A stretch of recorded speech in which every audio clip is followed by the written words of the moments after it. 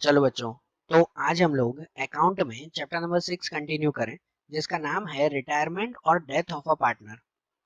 देखो, इस चैप्टर में अभी तक हमने जितने भी क्वेश्चंस देखे ना, उसमें आगे हम लोग फाइनल एक्सरसाइज का क्वेश्चन नंबर 15 कंटिन्यू करें। तो आपकी टेक्स्ट बुक आपके साथ में रखो कि देखो, जिसमें क्वेश्चन नंबर 15 में क्या दिया हुआ है कि EFG are the partner sharing profit and loss in a ratio of 4:3:3. E retires on 31/3/17. Balance sheet of the firm on the date was as under. यहाँ पर तीन पार्टनर EFG में से E रिटायर हो रहे हैं। यहाँ पे बैलेंस शीट दी गई है और नीचे सब एडजस्टमेंट भी दिए हुए हैं। तो सबसे पहले जो इनके अकाउंट्स तैयार करें, तो इनमें भी सिर्फ कैपिटल अकाउंट ही तैयार करना है ना। करंट अकाउंट के लिए बैलेंस शीट में कहीं पे भी मेंशन नहीं है।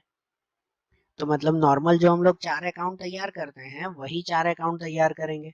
सबसे पहले बनेगा रीवैल्यूएशन अकाउंट, उसके बाद आएगा पार्टनर्स कैपिटल अकाउंट, उनके बाद कैश अकाउंट और आखिरी में बैलेंस शीट। ऐसे तैयार होंगे ना ये चारों अकाउंट। अब उनके बाद एक एक करके एडजस्टमेंट देखते जाएं कि जैसे कि सबसे पहला ही एडजस्टमेंट दिया हुआ है, goodwill of the firm is valued at 7,000। यहाँ पर बिजनेस की पूरी गुडविल, फर्म की पूरी गुडविल 7,000 रुपीज दी गई है। तो फिर तो गुडविल की हमेशा काउंटिंग ऐसे ही करते हैं ना कि जो पार्टनर रिटायर हो रहा है, पहले उसके हिस्से की गुडविल ढूंढ ले कि उससे उसके हिस्से की गुडविल कितनी है, और जितनी गुडविल होगी वो बाकी के दोनों को हम लोग बांट देंगे गेन रेशियो में। अब गेन रेशियो के लिए भी यहाँ क्वेश्चन में ध्यान दो कि जो हम लोग हमेशा गेन रेशियो ढूंढते हैं, तो उसकी फॉर्मूला न्यू माइनस ओल्ड आती है। अब यहाँ इस क्वेश्चन में कहीं पर भी न्यू रेशियो नहीं दिया हुआ है, यहाँ गेन के लिए और कोई इन्फॉर्मेशन नहीं दी गई है, सिर्फ ओल्ड रेशियो ऊपर दिया हुआ है 4:3:3। तो अगर सिर्फ ओल्ड रेशियो ही दिया हुआ हो ना, तो उनके ओल्ड रेशियो को ही फिर गेन रेशियो मान लेते हैं हम लोग। ऐसा ही करते हैं ना। तो देखो, इनकी काउंटिंग एक बार समझ लो कैसे करेंगे गुडविल की, जैसे हम लोग रफ में काउंटिंग करते हैं कि यहाँ पर ये ओल्ड रेशियो दिया हुआ है EFG में से 4:3:3। तो उनमें से ये E रिटायर हो रहे हैं।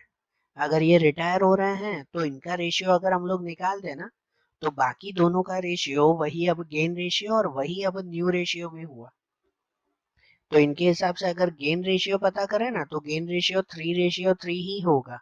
यही ना, 3:3 मतलब समझो इक्वल हो गया। क्या हो गया? इक्वल ना, 3:3 दोनों सेम। और उसी तरह से अगर न्यू रेशियो भी इनका ढूंढोगे ना, तो वो न्यू रेशियो भी कितना मिल जाएगा? इक्वल ही मिल जाएगा कि इनका न्यू रेशियो भी इक्वल हो गया और ये गेन रेशियो भी वही हो गया इक्वल। तो उनके हिसाब से अब अगर गुडविल डिस्ट्रीब्यूट करें ना, तो देखो, पूरे बिजनेस की गुडविल 7,000 रुपीज है, टोटल गुडविल। तो उनमें से ये ई जो रिटायर हो रहे हैं, उनका हिस्सा कितना, कि गुडविल ऑफ ई कितनी होगी? ये 7,000 मल्टीप्लाई उसका हिस्सा ये 4 है ना, कि ये 4 और डिवाइड बाय टोटल 10 हो जाएगा। तो 7,000 मल्टीप्लाई 4/10। तो 7,000 मल्टीप्लाई 4/10 करो, कितना होगा? 2,800 होगा। मतलब ई के हिस्से की गुडविल वो ये 2,800 हुई, और ये गुडविल वो बाकी के दोनों को बांट दी जाएगी ना। कैसे बांटेंगे? तो गेन रेशियो में। अब गेन रेशियो यहाँ पे इक्वल है ना, 3:3। तो इसका मतलब ये 2,800 की गुडविल वो दोनों को इक्वली बांट दी जाएगी। मतलब एफ की गुडविल हो जाएगी 1,400 रुपीज और जी की गुडविल भी हो जाएगी 1,400। डायरेक्टली आधी आधी हो जाएगी ना दोनों के लिए इक्वली, बराबर। और इनकी एंट्री कैसे करते हैं कि जो रिटायर हो रहा है उसके हिस्से की गुडविल, मतलब ये 2,800, वो उसके कैपिटल अकाउंट के क्रेडिट में लिखते हैं। जो रिटायर हो रहा है तो उसके क्रेडिट में जाके ये अमाउंट लिखते हैं, और जो रिटायर नहीं हो रहा है ना, तो उन दोनों के डेबिट में जाके ये अमाउंट लिखेंगे, बराबर। इसके क्रेडिट में और इनके डेबिट में ये अमाउंट लिखी जाएगी। तो देखो, कैपिटल अकाउंट में जाकर इनके गुडविल की अगर एंट्री करें, तो वो गुडविल की एंट्री ऐसे होगी। सबसे पहले क्रेडिट में जो रिटायर हो रहे हैं उसके लिए, कि यहाँ पे लिखेंगे प्रीमियम ऑफ गुडविल, और ई रिटायर हो रहा है ना, तो उसके यहाँ पर 2,800 पूरी गुडविल, बराबर। यहाँ पे ये 2,800 और ये 2,800 वो इन दोनों को बांट दी जाएगी, एफ और जी को। जो रिटायर नहीं हो रहे हैं उन दोनों को बांट देंगे ना इक्वली। तो यहाँ पे लिखेंगे ये प्रीमियम ऑफ गुडविल दोनों को कितनी मिल जाएगी 1400 एंड 1400 रुपीज। ठीक है, हो गई ये गुडविल की एंट्री, सिंपल था ना ये। अब उसके बाद सेकेंड एडजस्टमेंट दिया हुआ है कि value of land building is ₹7,000 and furniture 2,000 is decided. कि भाई लैंड बिल्डिंग और फर्नीचर वो दोनों का एडजस्टमेंट है, तो एक एक करके क्लियर करेंगे ना। पहले लैंड बिल्डिंग का चेक करें कि 7,000 रुपीज हो गया, तो ऊपर बैलेंस शीट में लैंड बिल्डिंग कितनी दी गई है 6,000 रुपीज, और वैल्यू हो गई 7,000, मतलब कि 1,000 रुपए बढ़ गई ना वैल्यू। तो ये लैंड बिल्डिंग कहाँ पे लिखते हैं हम लोग, तो वो लिखते हैं बैलेंस शीट के एसेट में। तो मतलब बैलेंस शीट के एसेट में जाएं और वहां पे जाके लिखें कि ये लैंड बिल्डिंग 6,000 है और प्लस इंक्रीज करेंगे 1,000 रुपीज, तो अब उसकी वैल्यू ये 7,000 रुपीज हो गई, बरोबर। और ये जो 1,000 है उसकी फिर दूसरी एंट्री चाहिए ना हमें, तो ये 1,000 की दूसरी एंट्री कहाँ पे करेंगे, रीवैल्यूएशन के क्रेडिट में। ये वैल्यू बढ़ी ना, हमें फायदा हुआ ना ये, तो फायदा हुआ तो रीवैल्यूएशन के क्रेडिट में लिखते हैं कि रीवैल्यूएशन के क्रेडिट में जाएं और वहां पे जाके लिखें कि ये लैंड बिल्डिंग 1,000 रुपीज, 1,000 रुपए का ये फायदा। और वही सेकेंड एडजस्टमेंट में दिया हुआ है फर्नीचर 2,000 रुपए का हो गया, तो ऊपर देखो बैलेंस शीट में फर्नीचर कितना है 3,000 का दिया हुआ है, उसकी वैल्यू 2,000 रुपए हो गई, मतलब उसमें 1,000 रुपए कम हो गया। क्या हो गया उसमें, 1,000 रुपए का नुकसान हो गया ना, बरोबर ना। तो इसके लिए वो भी कहाँ पे लिखेंगे, बैलेंस शीट के एसेट में ही जाकर 1,000 रुपए कम करें, कि बैलेंस शीट के एसेट में जाएं और वहां पे लिखें कि ये फर्नीचर 3,000 रुपीज माइनस डिक्रीज करेंगे 1,000, 1,000 रुपए कम करेंगे, तो अब फर्नीचर 2,000 रुपए का बचा हमारा। ठीक है, और ये जो डिक्रीज हुआ 1,000 रुपीज, इसकी दूसरी एंट्री कहाँ पर, तो इसकी दूसरी एंट्री आएगी बैलेंस शीट के, सॉरी, रीवैल्यूएशन अकाउंट के डेबिट में। रीवैल्यूएशन के डेबिट में ना, कि ये नुकसान हुआ ना हमारे 1,000 रुपए का, तो मतलब रीवैल्यूएशन अकाउंट में जाएं और उसके डेबिट में लिखें ये फर्नीचर लिखा जाएगा कितना, तो 1,000 रुपीज का, बरोबर। ऐसे ये हुआ सेकेंड एडजस्टमेंट। फिर थर्ड वाला एडजस्टमेंट कि उसमें दिया हुआ है stock is over valued bye 10% and 5,000 is to be paid to E immediately and balance to be transferred to his loan account। चलो वो तो अलग बात है ना, वो 5,000 वाली। पहले तो ये देखें stock is over valued bye 10%, मतलब स्टॉक की वैल्यू जो यहाँ बैलेंस शीट में दी गई है ना, वो 10% ज्यादा दे दी गई है। ओवर वैल्यूड है मतलब 10% ज्यादा लिख दी गई है। स्टॉक कितना है ऊपर 6,600 का, तो उसकी 10% ज्यादा। अब यहाँ पर भी ये चीज ध्यान रखो बेटा, जब भी ऐसा ओवर वैल्यूड भी हो ना, तो उसके लिए भी पहले अलग से काउंटिंग करनी पड़ती है। इसका मतलब ये कहलाता है कि यहाँ पे जो दिया हुआ है कि स्टॉक की वैल्यू ओवर वैल्यूड हो चुकी है, ज्यादा हो चुकी है, मतलब बुक वैल्यू ज्यादा है, तो हमें क्या ढूंढना पड़ता है, पहले पता है कॉस्ट वैल्यू। क्या ढूंढनी पड़ती है, कॉस्ट वैल्यू ढूंढनी पड़ती है। और वो कॉस्ट वैल्यू हमें हमेशा सपोज करके ही मिलती है, जो हमने पहले भी काफी सम्स में ये की है एंट्री। हमें यहाँ पर जो स्टॉक की ओरिजिनल वैल्यू ढूंढनी है वो सपोज करके ढूंढनी पड़ेगी हमें। तो देखो कॉस्ट, ये स्टॉक के लिए हम लोग ऐसी एंट्री करेंगे कि सबसे पहले सपोज करें कि suppose cost value of stock is ₹100, कि अगर उसकी कॉस्ट वैल्यू 100 है, तो बुक वैल्यू में दिया हुआ ओवर वैल्यूड हो चुके हैं ना, 10% ज्यादा हो चुके हैं।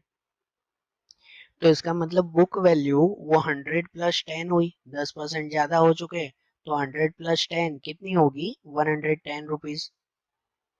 तो उनके हिसाब से ये सेंटेंस लिखते हैं ना कि when book value is 110 then cost value is 100, कि जब ये बुक वैल्यू 110 थी तो कॉस्ट वैल्यू 100 थी।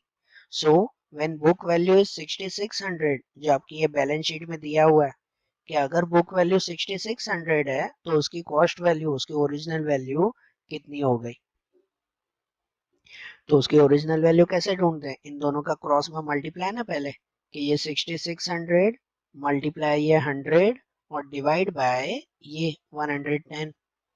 तो 6,600 मल्टीप्लाई 100 डिवाइड 110, जो इनका कैंसिलेशन करो तो आंसर मिल जाता है 6000 रुपीज। मतलब स्टॉक की वैल्यू है ना 6000 रुपीज मेंटेन रखनी है। तो स्टॉक की वैल्यू बैलेंस शीट में कितनी दी गई है 6600 रुपीज, और इस 6600 में से 6000 मेंटेन रखनी है। तो इसका मतलब 600 रुपए की वैल्यू कम हो गई ना, बराबर। जो हम लोग इंक्रीज और डिक्रीज करते हैं तो यहाँ स्टॉक में कितना डिक्रीज हुआ 600 रुपीज डिक्रीज हुआ। तो अब इनकी एंट्री करें, कहाँ करते हैं बैलेंस शीट के एसेट में। तो बैलेंस शीट के एसेट में जाएं और वहां पे जाके लिखें कि ये स्टॉक 6600 दिया हुआ है और माइनस उसमें से डिक्रीज करेंगे कितना तो 600 रुपीज। तो बाहर ये 6000 की वैल्यू आ जाएगी। और ये 600 की दूसरी एंट्री कहाँ पे आएगी, तो ये 600 का लॉस हुआ ना, स्टॉक में लॉस हुआ ना इतना, तो इसकी दूसरी एंट्री आएगी रीवैल्यूएशन के डेबिट में। 600 रुपए का लॉस हुआ तो रीवैल्यूएशन के डेबिट में जाके लिखेंगे। यहाँ पे लिख दें कि ये स्टॉक कितना तो 600 रुपीज का, बरोबर। समझ आई बात। अब उनके बाद वही थर्ड वाला एडजस्टमेंट में ही साथ में ही दिया हुआ था कि 5000 is paid to E immediately and balance to be transfer to his loan account. वो 5000 रुपए ई को देने, जो ई रिटायर हो रहा है ना, तो आखिरी में उसका बैलेंस मिलता है ना, तो उसमें से 5000 उसको कैश देना है और बाकी का लोन बना के रखना है। तो ये एंट्री तो आखिरी में आएगी ना जब सब क्लोज करेंगे तब। और फोर्थ वाला एडजस्टमेंट भी कि F and G will bring necessary cash in equal proportion in such a manner that E is to be paid his dues fully and 2000 remain as working capital, बराबर। ये ऐसा same adjustment इससे पहले वाले question में भी था कि जो रिटायर हो रहा है ई, उसके बाद ये एफ और जी ये दो पार्टनर बचे ना, ये दोनों पार्टनर इस तरह से घर से कुछ कैश लेकर आएंगे कि जिससे वो ई को जो पेमेंट करनी है 5000 रुपए वो भी पे हो जाए और बैलेंस भी, कैश का बैलेंस भी 2000 रुपए मेंटेन रखना है। तो वो जो मेंटेनेंस ऑफ कैपिटल का एडजस्टमेंट आता है ये वही एडजस्टमेंट है ना। और ये एडजस्टमेंट भी सम के एंड में काउंट करते हैं। तो आखिरी में काउंट करेंगे तो पहले बाकी सब एंट्री कर देना। अब बैलेंस शीट में जो जो एंट्री बाकी है वो सब पूरी करें। कि जैसे कि बैलेंस शीट में सबसे पहले लायबिलिटी में दिया हुआ है वो कैपिटल बैलेंस, कैपिटल बैलेंस दिया हुआ है ना तीनों का। तो सबसे पहले वो कहाँ लिखते हैं कैपिटल अकाउंट के क्रेडिट में जाकर बैलेंस ब्रॉड फॉरवर्ड। तो कैपिटल अकाउंट के क्रेडिट में जाए और वहां ऊपर लिख दें ये बैलेंस ब्रॉड फॉरवर्ड। ई में ये 8000 रुपीज, एफ में 5000 और जी में 2000 रुपीज। ऐसे आ जाएगा ना, बरोबर। ये तीनों का बैलेंस आ गया। अब उनके बाद दूसरा दिया हुआ है वो है जनरल रिजर्व। जनरल रिजर्व दिया हुआ ना 2000 रुपीज, तो जनरल रिजर्व का क्या करते हैं, तो वो भी यहीं पे ही बांट देते हैं। यहीं पे ही बांट दिया जाएगा ना, यही कैपिटल अकाउंट के क्रेडिट में यहाँ पे बांट देंगे ये जनरल रिजर्व। कि ये तीनों को बांट देंगे उनके ओल्ड रेशियो में। कौन सा है ओल्ड रेशियो, तो 4:3:3, उनके हिसाब से यहाँ बांट दिया जाएगा ना। तो जनरल रिजर्व यहाँ पे बांट दे, ठीक है, वो बांटना ध्यान है ना। अब तो 4:3 और 3 के रेशियो में। तो जनरल रिजर्व में ई को मिल जाएगा 800, एफ को 600 और जी को 600 रुपीज। ओके। जनरल रिजर्व के बाद दिया हुआ है क्रेडिटर्स। तो क्रेडिटर कहाँ लिखते हैं, वही बैलेंस शीट की लायबिलिटी में। तो बैलेंस शीट की लायबिलिटी में जाए और वहां पे जाके लिख दें ये क्रेडिटर्स कितने, दो 8000 रुपीज। फिर दिया हुआ बिल्स पेएबल 2000 रुपीज। तो बिल्स पेएबल भी कहाँ पे लिखेंगे, यहीं पे ही लिखेंगे डेबिट में। बिल्स पेएबल यहीं लिखा जाएगा ना, तो यहीं लिखें बिल्स पेएबल ये कैपिटल लायबिलिटी में ये 2000 रुपीज। उसके बाद एसेट की सब चीजें देखें, बैलेंस शीट में एसेट साइड जो जो दिया हुआ है कि सबसे पहले दिया हुआ है गुडविल। गुडविल ये पुरानी गुडविल है 1000 रुपीज। तो पुरानी गुडविल क्या करते हैं, तो वो तो कैपिटल अकाउंट के डेबिट में तीनों को बांट देते हैं ना ओल्ड रेशियो में। तो कैपिटल अकाउंट के डेबिट में जाएं और वहां पे ये गुडविल करके लिख दें। ये 1000 रुपीज जो गुडविल दी गई है वो ओल्ड रेशियो में 4:3:3 में तीनों को बांट देंगे। मतलब ई को मिलेगा 400, एफ को 300 और जी को भी 300। गुडविल बांट दी। उसके बाद दिया हुआ लैंड बिल्डिंग तो लैंड बिल्डिंग की एंट्री तो कर दी ना हमने। उसके बाद free hold asset, free hold asset ये लिखेंगे हम लोग बैलेंस शीट के एसेट में। बैलेंस शीट के एसेट में जाएं और वहां पे लिखें free hold asset. Free hold asset का मतलब कहलाता है कि कोई भी छुट्टा सामान पड़ा हुआ हो ना, कोई छोटी मोटी एसेट जो पड़ी हुई हो, वो फ्री होल्ड एसेट कहलाती है। कि 3,000 रुपए की एसेट पड़ी हुई है, ठीक है, ये फ्री होल्ड एसेट। उसके बाद फर्नीचर, तो फर्नीचर की एंट्री भी कर दी ना हमने पहले। फिर स्टॉक, स्टॉक की एंट्री भी कर दी। उसके बाद डेप्टर्स, डेप्टर्स पड़े हुए हैं 7,000, तो डेप्टर्स यहीं पे ही लिखेंगे ना, ठीक है ना, उनकी एंट्री नहीं की है, यही बैलेंस शीट के एसेट में फ्री होल्ड एसेट के नीचे ही लिख दें ये डेप्टर्स। कितना डेप्टर्स, तो ये 7,000 रुपीज। और उसके बाद कैश, कैश दिया हुआ है 400 का, तो कैश अकाउंट कहाँ पे लिखते हैं, वो लिखते हैं ना कैश अकाउंट के स्टार्टिंग में, ठीक है। जो बैलेंस ब्रॉड फॉरवर्ड करके लिखते हैं कि ये कैश का बैलेंस है 400 रुपए, तो मतलब कैश अकाउंट में जाएं और उसके डेबिट में जाके लिखें कि ये बैलेंस ब्रॉड फॉरवर्ड 400 रुपीज, कि ये कैश का स्टार्टिंग का बैलेंस है 400 रुपए का, ठीक है। समझ आई ये बात है। सब एंट्रीज हो गई ना। अब सब एंट्रीज हो गई, तो अब उनके बाद अब इनकी क्लोजिंग करेंगे। सब एंट्रीज कंप्लीट हो गई, तो अब एक एक करके जो है वो इसकी क्लोजिंग करें। अब क्लोजिंग करते वक्त सबसे पहले क्या क्लोज करते हैं, तो रीवैल्यूएशन अकाउंट क्लोज करते हैं। तो सबसे पहले रीवैल्यूएशन अकाउंट में जाएं और इनकी क्लोजिंग करें। इसमें है ना, इस साइड का टोटल ज्यादा है यहाँ रीवैल्यूएशन अकाउंट में। अब यहाँ का टोटल ज्यादा है, जो टोटल कितना दिया हुआ है 1600, तो यहाँ पर भी यही लिखेंगे 1600। और उसमें से ये 1000 रुपीज माइनस करेंगे तो बचेगा कितना, 600 रुपीज बचेगा। ये 600 रुपीज डिविजिबल लॉस कहलाया, क्योंकि इस साइड डेबिट का टोटल अगर ज्यादा आ रहा है तो ये लॉस हुआ ना, डिविजिबल लॉस 600 रुपीज का। और ये डिविजिबल लॉस वो क्या करते हैं, तीनों में डिवाइड कर दिया जाता है ना, तीनों में से डिवाइड कर देंगे। कौन से रेशियो में, वही ओल्ड रेशियो 4:3 में। तो उसके हिसाब से ई को मिल जाएगा 240 रुपीज, एफ को 180 और जी को भी 180 रुपीज। ये डिविजिबल लॉस हो गया ना, तीनों को डिवाइड कर दिया। अब ये लॉस की दूसरी एंट्री कहाँ पे करते हैं, तो उसको ले जाते हैं आगे कैपिटल अकाउंट में। यहाँ पे क्रेडिट में लिखा हुआ है ना, तो कैपिटल अकाउंट के डेबिट में जाके लिखेंगे ये लॉस, बरोबर। यहाँ क्रेडिट में है तो वहाँ डेबिट में, मतलब पार्टनर्स कैपिटल अकाउंट में जाएं और वहां पे ये डेबिट में लिख दें डिविजिबल लॉस। डेबिट में लिखें डिविजिबल लॉस और ये तीनों को डिवाइड कर देना, कि ई में 240, एफ में 180 और जी में भी 180 रुपीज। ये हो गया डिविजिबल लॉस, ठीक है।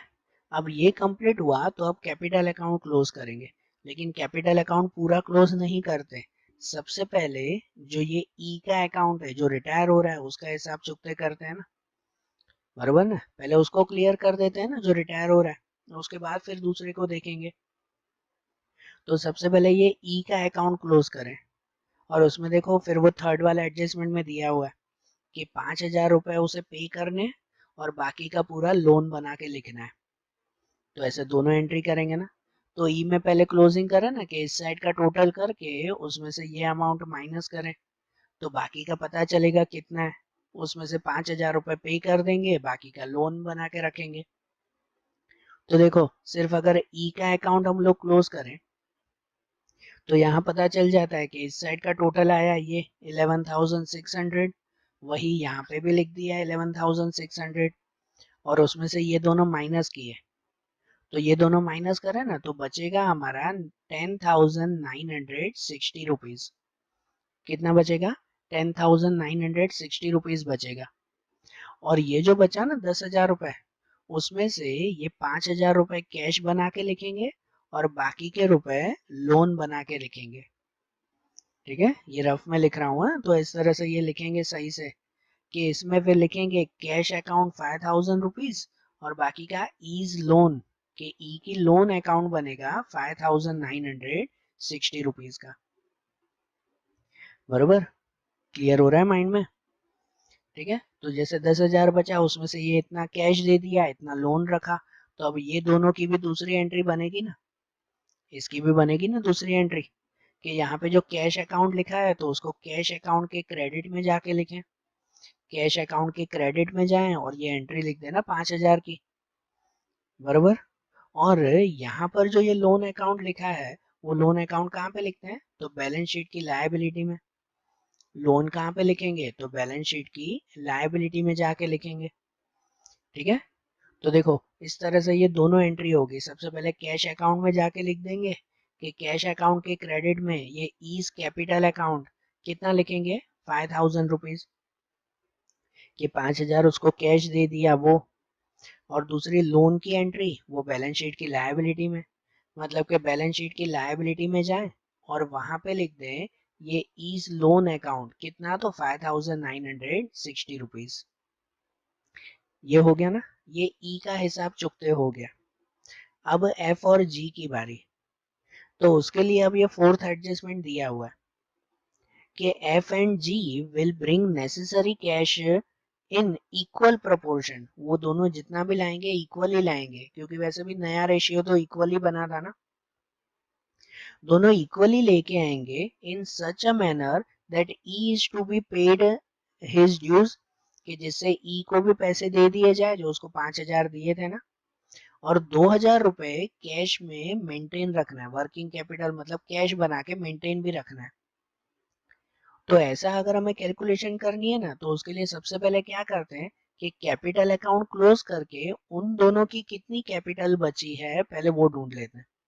रफ में फाइंड करते हैं ना, कि देखो कैपिटल अकाउंट में जाएं और पहले ये एफ और जी का रफ में कैपिटल ढूंढ ले। ये कलर चेंज करके लिखा है, मतलब ये रफ में फाइंड किया। पहले एफ के पास चेक कर लो कि उसके पास कितने रुपए हैं। भाई पहले ये टोटल अगर कर दो, ठीक है, सब रफ में, हाँ, कि 5,600 और उसमें से ये वाली अमाउंट माइनस कर दो। तो अब एफ के पास बचा 3,720 रुपीज, ये उसका कैपिटल बचा ना। उसी तरह से जी में भी चेक कर दो कि यहाँ पे 2,600 और उसमें से ये अमाउंट माइनस कर दो, तो जी के पास बचेगा सिर्फ 720 रुपीज। ओके, तो ये जो दोनों का बैलेंस है ना, ये दोनों का बैलेंस वो हमने रफ में फाइंड किया। दोनों के पास इतना इतना कैपिटल है। अब उन दोनों को बाकी का कैश भी घर से लेके आना है, कि जिससे जो ई रिटायर हुआ उसको भी पैसे दे दिए जाए और बाद में कैश मेंटेन भी रखें। तो उसकी कैलकुलेशन कुछ ऐसे होगी कि यहाँ जो रफ में ये दोनों ढूंढे, ये याद रखना कि उसके हिसाब से यहाँ ऐसे कैलकुलेशन करेंगे कि देखो एफ का कैपिटल कितना मिला हमें रफ में, 3,720 रुपीज। वो कैपिटल अकाउंट से ही मिलेगा ना, कि एफ का इतना कैपिटल मिला और जी का कैपिटल है 720 रुपीज। तो टोटल कैपिटल दोनों को मिलाकर हो जाएगा कितना, तो 4,440 रुपीज। ये 3,720 प्लस 720 ये हो गया। और उसमें प्लस 5,000 रुपए करेंगे जो अमाउंट गिवन टू ई, जो ई को हमने पैसे दिए ना, कितने दिए, 5,000 रुपए। तो इसके साथ ये 5,000 भी करेंगे, क्योंकि ये जो दो पार्टनर है ना एफ और जी, उसे ये कैपिटल भी अपने पास मेंटेन रखनी है, साथ में 5,000 रुपए भी उन दोनों को लेके आने हैं, और साथ में मेंटेन कैश बैलेंस, कैश भी मेंटेन रखना है। अब देखो आपके एडजस्टमेंट में तो ऐसा दिया हुआ है कि कैश 2,000 रुपए मेंटेन रखना है, ऐसा है ना, 2,000 रुपए। लेकिन उसके लिए आपकी बैलेंस शीट में देखो कि बैलेंस शीट में कैश दिया हुआ है 400 रुपए का, कि इस 2,000 में से 400 रुपए तो ऑलरेडी हमारे पास है ना, 2,000 में से 400 रुपए तो पहले से ही है। तो बाकी का मेंटेन कितना रखना है हमें, तो बाकी का मेंटेन 1,600 रुपए रखना है। ये ध्यान देना बेटा, ये कैलकुलेशन रफ में करनी पड़ेगी लॉजिकली। तो हमें जो मेंटेन रखना है 1,600 रुपए, वो भी यहाँ प्लस करेंगे। तो ये दोनों पार्टनर को मिलाकर इतना कैपिटल अपने पास रखना है, इतना वो ई को कैश देना था और इतना कैश मेंटेन रखना था। तो मतलब टोटल दोनों को मिलाकर 11,040 रुपीज अपने पास रखने हैं।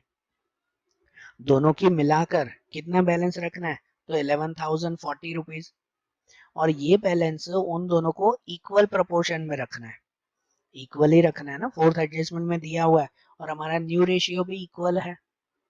तो इसके हिसाब से यहाँ पर एफ और जी की कैपिटल कितनी हो जाएगी, कि capital maintain by F and capital maintain by G, ये 11,040 का हाफ 5,520 एंड 5,520, कि दोनों को अपनी कैपिटल इतनी इतनी मेंटेन रखनी पड़ेगी कि जिससे वो ई को भी पे हो जाएगा और 1600 रुपए या 2000 रुपए हमारा कैश भी बैलेंस रह जाएगा, बरोबर।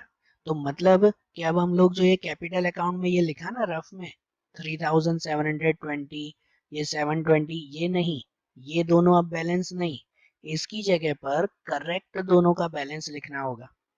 कितना बैलेंस? तो 5520 दोनों का ना, मतलब ये हटाकर ये रफ करके अब इसकी जगह पर करेक्ट बैलेंस लिखें कि ये बैलेंस कैरी फॉरवर्ड एफ में इतना 5520 और जी में भी इतना, बराबर। तो अब उसके बाद अब ये दोनों अकाउंट क्लोज करेंगे एफ और जी में, और दोनों अकाउंट क्लोज करके पहले इस साइड का टोटल करेंगे एफ में भी और जी में भी, और उसमें से ये दोनों माइनस करेंगे जिससे पता चलेगा कि दोनों कितना कितना कैश लेके आ रहे हैं। ठीक है, उन दोनों को कैश लेके आना है ना इक्वली, तो यहाँ पे इक्वली मिल जाएगा दोनों का कितना कितना कैश लेके आना है। ओके, और उनके हिसाब से सबसे पहले ये जो बैलेंस है वो बैलेंस को हम लोग कैरी फॉरवर्ड कर देना। यहाँ पे लिखा है ना बैलेंस कैरी फॉरवर्ड, तो कहाँ कैरी फॉरवर्ड करें, कहाँ लेके जाएं? तो वो बैलेंस शीट की लायबिलिटी में, बैलेंस शीट की लायबिलिटी में लिख देता है ना स्टार्टिंग में ये बैलेंस। तो देखो, उनको हम लोग ये लायबिलिटी में लेके जाएं, यहाँ लिख दें कि ये कैपिटल अकाउंट एफ में 5520 और जी में भी 5520, तो 11,040 रुपीज उनका कैपिटल। अब उनके हिसाब से कैपिटल अकाउंट क्लोज करें और चेक करें कि दोनों कितना कितना कैश लेके आ रहे हैं। तो यहाँ पे ये जो कैपिटल अकाउंट है अब इनकी क्लोजिंग करें ना, कि भाई पहले ये एफ की क्लोजिंग अगर की जाए इस साइड का टोटल करें, तो इस साइड का टोटल आएगा ये 7400 रुपीज, उतना ही टोटल यहाँ पे भी लिखेंगे 7400, और उसमें से ये दोनों अमाउंट माइनस करेंगे तो मिलेगा ये अमाउंट 1800। इसका मतलब कि एफ वो इतना कैश लेकर आएगा अपने घर से 1800 रुपीज। और जी में देखें तो जी में भी इस साइड का पूरा टोटल करें 7400 रुपीज, और उतना ही टोटल यहाँ पर भी लिखें 7400 रुपीज, बराबर। और उसमें से ये अमाउंट माइनस करें तो मिलेगा ये 4800 रुपीज। मतलब ये जी वो इतना कैश अपने घर से लेकर आएंगे। ठीक है, तो ये एफ और जी इतना इतना कैश लेके आएंगे ना। अब ये दोनों जो कैश लेकर आए तो उसकी दूसरी एंट्री कहाँ करते हैं? कैश अकाउंट के डेबिट में। यहाँ क्रेडिट में लिखा हुआ है दोनों, तो कैश के डेबिट में जाके लिखेंगे। मतलब अब कैश अकाउंट में जाएं और उसके डेबिट में जाके ये दोनों लिखें कि एफ कैपिटल अकाउंट वो 1800 रुपीज वो इतना लेकर आए, और दूसरा जी कैपिटल अकाउंट 4800 रुपीज कि भाई जी वो इतना लेकर आए। ठीक है, अब ये कैश अकाउंट भी क्लोज कर देना, कि अब ये अकाउंट भी क्लोज कर दें। तो इनकी क्लोजिंग अगर देखें तो यहाँ पे इस साइड का टोटल आ जाएगा 7000 रुपीज, यहाँ पर भी 7000, और उसमें से ये ऊपर माइनस करेंगे 5000, तो क्या बचा है यहाँ पे 2000 बचा है। हमें यही था ना कि 2000 कैश हमें मेंटेन रखना था। अगर यहाँ पे 2000 बैलेंस बच रहा है मतलब आपका सम करेक्ट है। ठीक है, इस सम में ये दो बार चेक हो जाता है कि यहाँ अगर कैश 2000 बच रहा है तो भी करेक्ट, और अब ये कैश आगे बैलेंस शीट में लेके आएंगे, अगर बैलेंस शीट का टोटल भी इक्वल बैठ गया तो मतलब वो भी करेक्ट। तो यहाँ जो कैश आया उसे कहाँ लेके जाएं? आगे बैलेंस शीट में। तो बैलेंस शीट के एसेट में यहाँ पे लिख देते हैं ना आखिरी में ये कैश 2000 रुपीज, ये कैश लिख दिया 2000 का। अब उसके बाद बैलेंस शीट का भी टोटल कर दें कि बैलेंस शीट में इस साइड का टोटल आ जाएगा पूरा, वो हो जाएगा कितना 27,000 रुपीज, और ऐसे ही इस साइड का टोटल भी कर देंगे कि इस साइड का टोटल भी हो जाएगा 27,000 रुपीज, बरोबर। अगर आपका ये दोनों टोटल इक्वल आ गया, बरोबर आ गया, तो मतलब आपका आंसर करेक्ट है। ठीक है, समझ आई बात? तो देखो, आज जैसे हमने ये क्वेश्चन देखा ना इसका, अब ऐसे ही इनके दूसरे क्वेश्चंस आगे के सम्स हम लोग अगले वीडियोस में देखेंगे। Okay, thank you.